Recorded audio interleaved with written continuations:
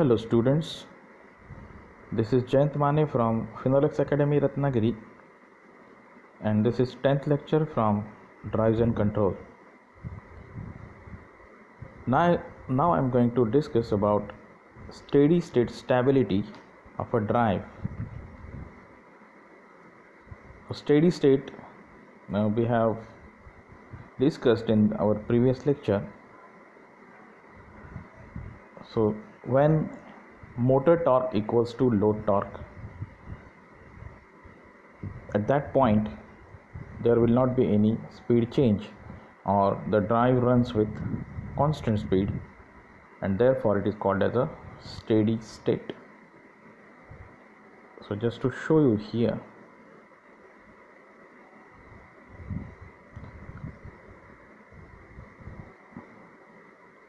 this is a torque axis and this is speed axis. Let's say this is a motor torque, shunt motor characteristic, and this is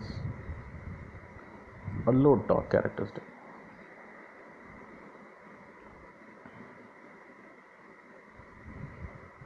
Now they intersect at this point.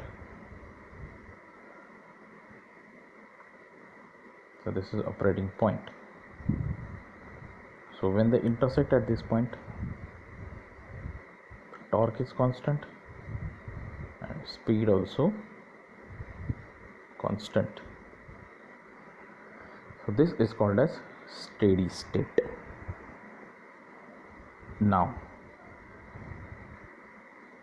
when the drive is running in steady state, now we have to determine the stability of a drive. Stability is related to the ability of the drive to maintain this steady state, means this operating point. So any drive or any system while running in steady state, some external disturbances may come. In drive's case, the external disturbance is sudden change in the load. It is one of the disturbance. So sudden change in the load disturbs the speed. So if the load increases suddenly, then there is drop in the speed. Now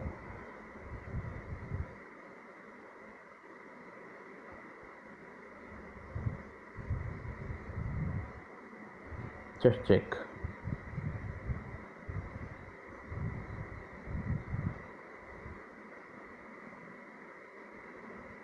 This is speed, this is torque. Due to sudden load changes, suppose speed is changed. So suppose speed is dropped. Okay, this was the initial speed, now it is dropped to this value. As torques are functions of speed, the torques also changes. So what happens to load torque? Load torque decreased and motor torque increased.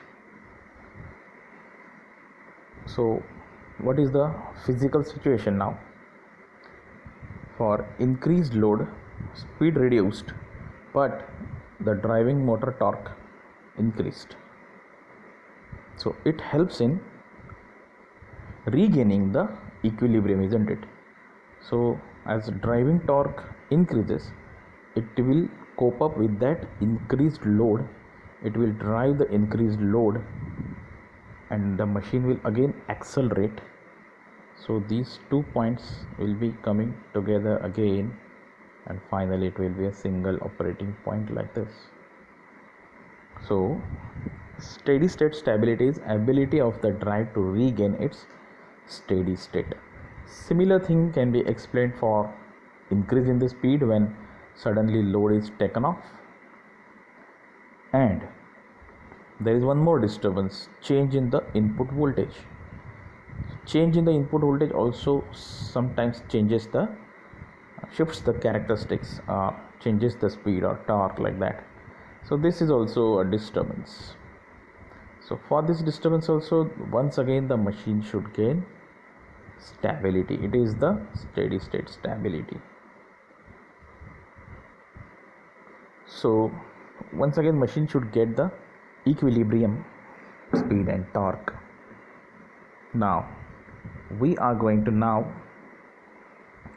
derive the criteria for steady state stability. So for that we are going to use the fundamental torque equation. So it is written here,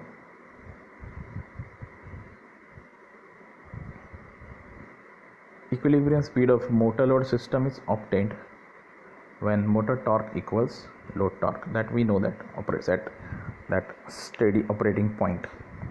Motor torque and load torque both are equal. Drive operates at steady state speed provided it is stable. So fundamental torque equation is written here, T minus TL equal to J d omega m by dt. This is the torque equation when there is a disturbance. Now introducing small perturbations or changes in the above equation. So suppose due to the sudden load change or voltage change, all these things have changed, isn't it? So let's say they have changed by delta. So torque is changed by delta, so T plus delta T. Load torque also changed by some delta, so TL plus delta L. And this speed also has, or dynamic torque also changed by delta. So this is the equation which represents the changes in the original quantity. Not only changes, original quantity with changes. Now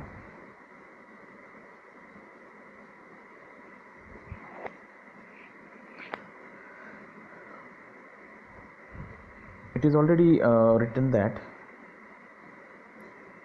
T minus TL in this equation number 1 is already written that this term T minus TL, and if we take this term also on this side, so this whole equation will be equal to 0, like that. So those terms are present here, T minus TL and J d omega m dt. So all those terms will be 0, okay, from equation 1.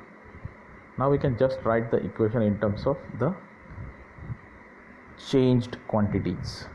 So it is here delta T minus delta TL equals J d delta omega m by dt. Now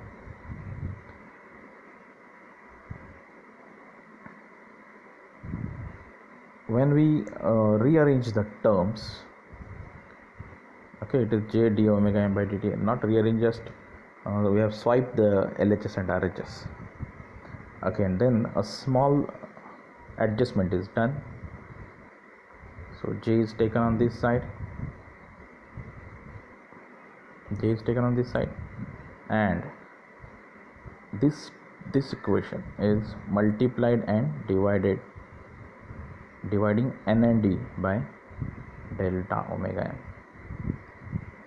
or delta is d omega m, isn't it? D omega m or delta omega m are the same things.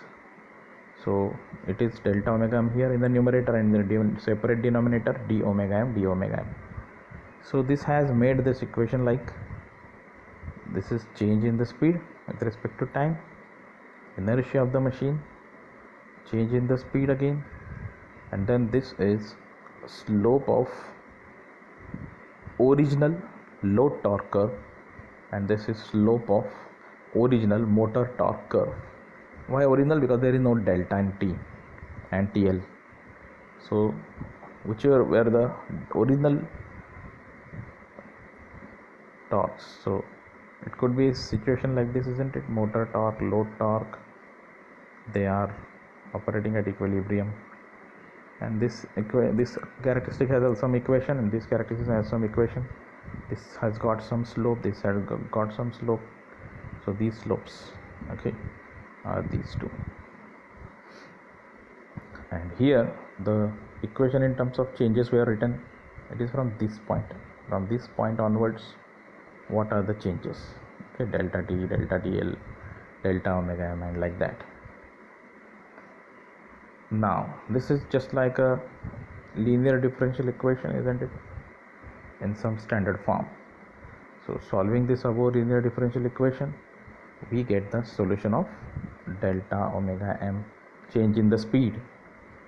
So change in the speed will be expressed as initial change in the speed exponential, that is e raised to minus 1 by j into bracket d tl by d omega m minus dt by d omega m. So what this tells us? For the drive to get equilibrium again, the change in the speed delta omega m must approach to 0 as time tends to infinity. As the time passes, this change should be going to be 0. So for this to happen, this exponent term must be negative. If this is negative, then delta omega m will be negative, will be decaying. So to maintain this whole term negative, always this term must be greater than this term, means slope of load torque curve must be greater than slope of motor torque curve. This is slope, isn't it, dTl by d omega m. This is also slope, dTl by d omega m.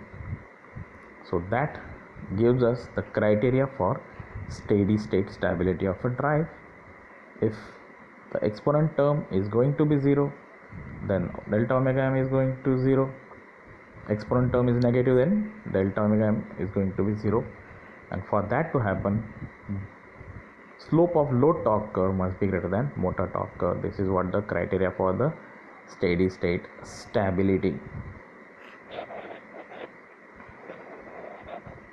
Now, how we can say that the system is stable or unstable? So the stability can be defined. Now just consider this example. So here this slope is negative, this slope is positive. So dTl by d omega m is greater than dt by d omega. In this case this is stable.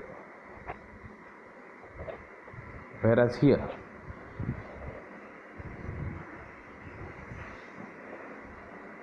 okay, both are negative slopes, okay, but t is more negative, that means it is higher value. So dt by d omega is greater, therefore the system is unstable.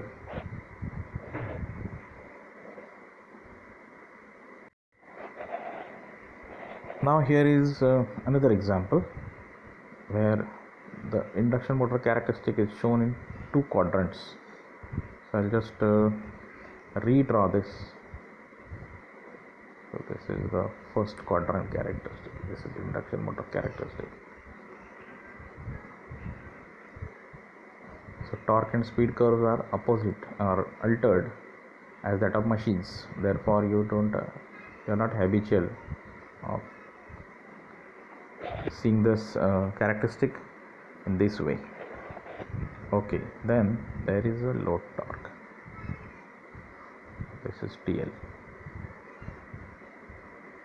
It is intersecting this characteristic at 2 points, and we have to, this is point C, this is point D, we have to define the stability. So this can be solved by getting the slopes, that method, or just by some general knowledge also we can solve this. So the general knowledge regarding induction motor characteristic is this part, this is starting torque, isn't it?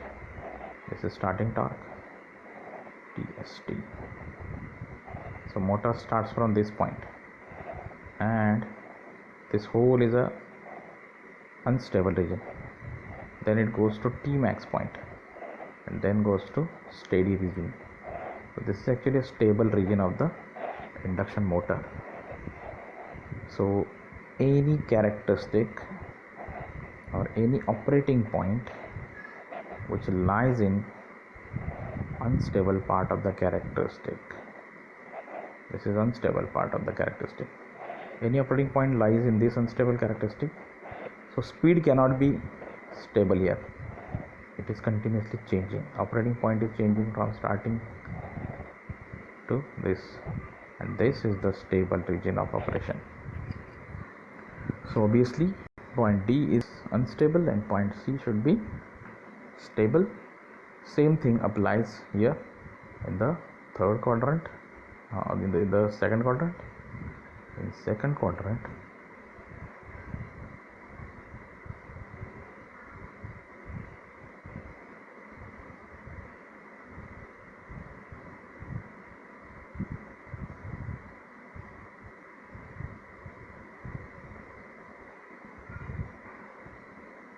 the operating points are B and A.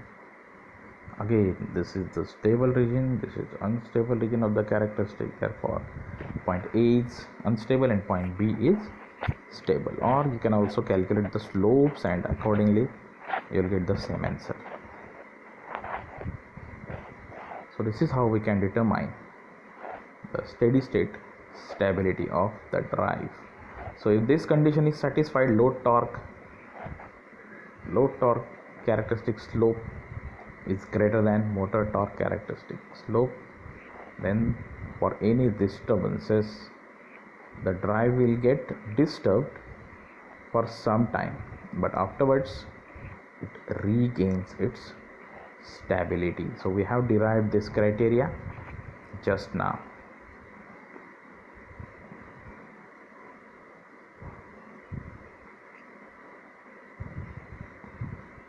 Okay, so this is about steady state stability of a drive.